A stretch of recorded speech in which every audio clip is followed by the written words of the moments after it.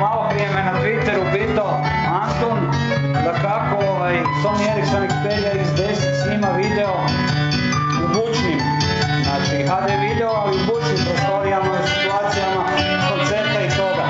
Pa sam evo izašao van i došao na koncert diletanata koji nam žele svima sretan Božić za nadolazeće blagdane i pokušavam se probiti ovdje kod gomilu da čujemo kako je to dok je buka i dok se sve bere. Evo vidite ovdje u disku je totalna ludnica, trudnice su pomahnitale, gužva je ovdje i vidite i totalno je bučno, sve i bombona, ja ti kažem mala bit će prava pegona.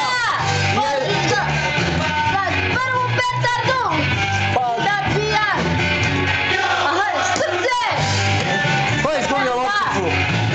Izgubila si jednu lopticu. Dolaze na dan šica i drugi.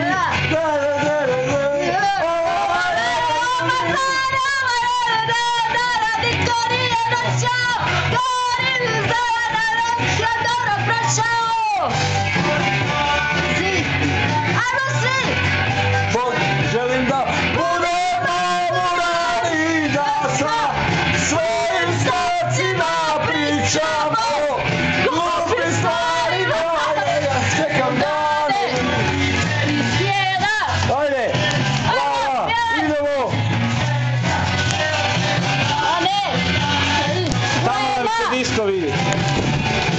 A tebe nema, Božić dolazi, a tebe nema, Božić dolazi, jebem ti mater di si, Božić dolazi, a tebe nema, Božić dolazi, jebem ti mater di si, gdje si, s kim si, kako si, Gdje si, s kim si, osjećaš gdje si, s kim si, razmišljaš.